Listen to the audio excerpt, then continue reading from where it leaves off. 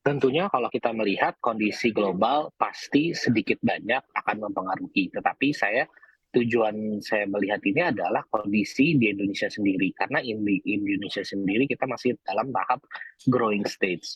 Nah, penetrasi internet kita kurang lebih hampir 70% ya, dan 70% yang penetrasi internet, berapa besar sebenarnya yang memanfaatkan startup-startup sendiri itu untuk fit to the market. Jadi kalau bicara masalah potensi Indonesia juga cukup besar sekali. Di e-commerce sendiri di tahun ini diprediksi kita growing at least 40% year on year sampai 52% prediksi year on year. Jadi secara makro di Indonesia memang masih cukup bagus. Memang kondisi global sedikit banyak pasti akan mempengaruhi, tetapi khususnya kalau bicara di Indonesia kita masih positif, Mbak.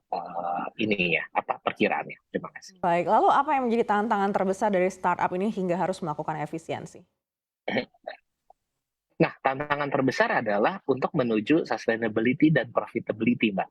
Dan menuju itu tentunya kan dibutuhkan runway yang panjang ya. Runway itu bergantung kepada pendanaan yang tadi Pak Edi cerita, investor juga melihatnya ke jangka panjang. Nah, startup itu awalnya yang belum taking profitability, dia pasti masih mengandalkan pendanaan source-nya dari funding.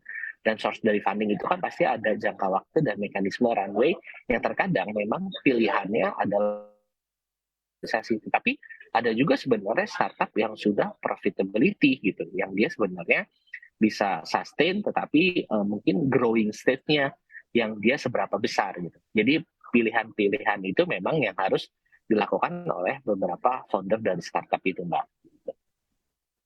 Baik, kita akan beralih lagi ke Pak Edi. Pak Edi, kalau melihat dari segi investor, apakah pengurangan karyawan ini akhirnya jadi mempengaruhi pertimbangan investasi untuk startup ke depannya? Ya, memang kenyataannya investor saat ini dan ke depannya menjadi lebih selektif. Kita nggak bisa seperti mungkin beberapa tahun sebelumnya, terutama sebelum pandemi, di mana kita jor-joran.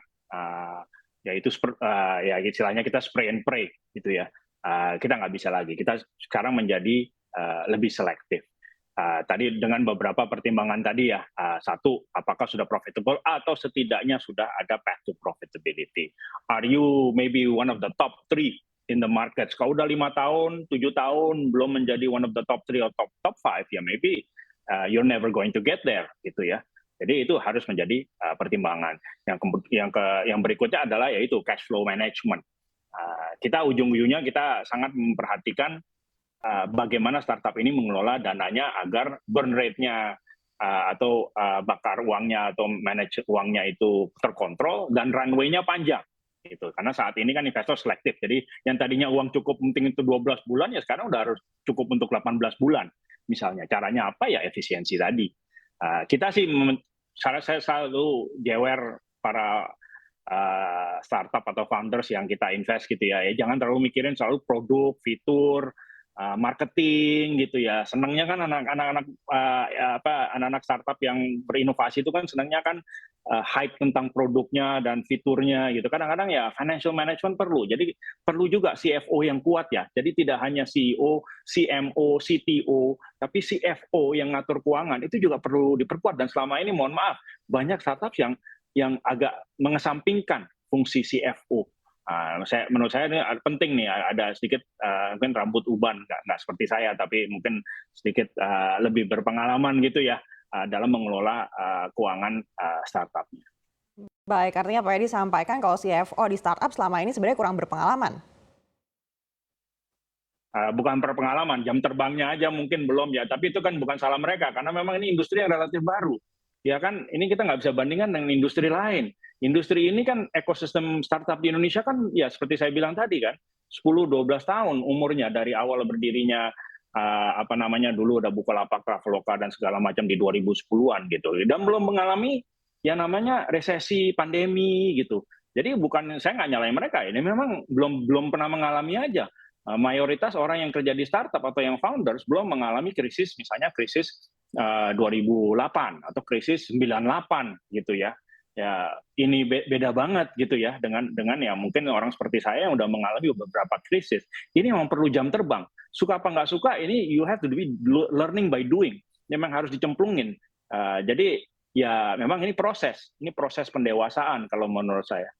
Baik, tapi apakah sudah terlihat berkurangnya minat pendanaan ke startup di akhir tahun 2022 ini dan juga prediksi di tahun depan? Lebih selektif ya, mungkin angka belum kelihatan ya. Mungkin kita perlu beberapa kuartal untuk melihat apakah berkurang. Tapi kan berkurangnya tuh bukan hanya number of deals, jumlah transaksinya, tapi the size of the deals. Ya, prediksi saya sih mungkin tetap akan ada jumlah transaksi yang sehat karena there's significant liquidity in the venture capital and investors market, tapi mungkin jumlah fundraise dari startup itu berkurang. Ya, karena nggak bisa lagi mereka dulu kita minta untuk 18 bulan atau untuk 2 tahun runway yang panjang. Itu mungkin investor akan bilang, enggak deh, setahun aja gitu misalnya gitu, kita pengen lihat kalian apakah akan bisa navigasi melalui resesi ini ya. Emang ini agak delicate ya untuk balancingnya ya. Tapi menurut saya investasi akan tetap dilakukan, investor tapi memang menjadi lebih selektif. Malah actually for some VCs yang sitting on a lot of cash, yang punya dana nganggur, this is a good time to buy actually gitu ya. Jadi saya selalu bilang sama teman-teman gitu ya, bukannya kita senang dengan penderitaan orang, tapi kan sama seperti beli saham atau beli properti gitu. Kita nunggu agak valuasi agak turun baru kita masuk lagi gitu kan. Nah, ini good time to buy, to enter the market menurut saya.